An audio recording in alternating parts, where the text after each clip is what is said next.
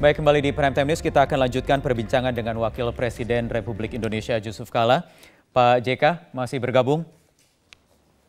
Ya, kita lanjutkan Pak JK.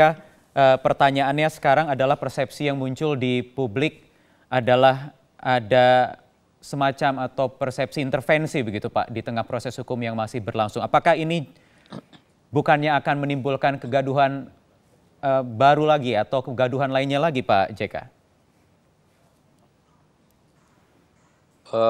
Ini bukan persepsi, karena memang tugas pemerintah juga siapapun atasan untuk melindungi atau memberikan suatu dasar kepada aparat pemerintah di bawah untuk tetap dengan baik menjalankan tugas-tugasnya, jangan dipenuhi dengan kekhawatiran.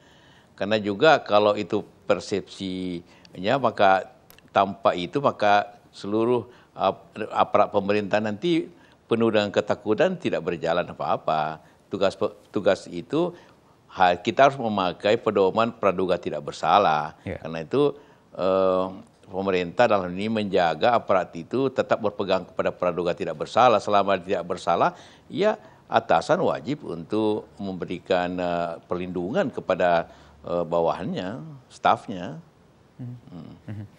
Kemudian terkait kemarin ada Pak Lino yang di depan media menelpon ke Kepala Bappenas Pak Sofyan Djalil saat penggeledahan dengan mengancam kalau tidak ini ditanggapi oleh Presiden, Pak Lino akan mengundurkan diri. Bagaimana Bapak melihat ini?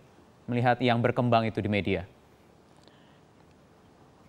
Iya, lihat situasinya pada saat seorang yang memimpin perusahaan begitu besar dengan nilai nilai perusahaan yang puluhan triliun, tentu berada dalam situasi tertekan, situasi yang mengkhawatirkan, yang dia tidak harap. Tentu dengan itu maka tentu dia bisa saja melaporkan hal itu kepada yang dianggap ke level lebih tinggi. Itu biasa terjadi. Ya karena itu melapor atau dihubungi kepada Menteri Bappenas yang pernah menjadi atasan dia gitu kan. Soal apakah itu mengancam, menurut saya itu suatu hanya ekspresi saja kekesalan begitu, dan memang orang yang merasa telah berbuat banyak kemudian tiba-tiba tertuduh pasti akan terjadi mungkin emosional seperti itu. Ya, kemudian sayangnya ancaman-ancaman ini juga kembali dilanjutkan atau mungkin menyambut gitu Pak, berbalas menyusul ada isu pencopotan Kabar Eskrim Komjen Budi Waseso yang disusul oleh ancaman-ancaman mundur dari bawahan-bawahannya di jajaran di Bareskrim, Pak JK.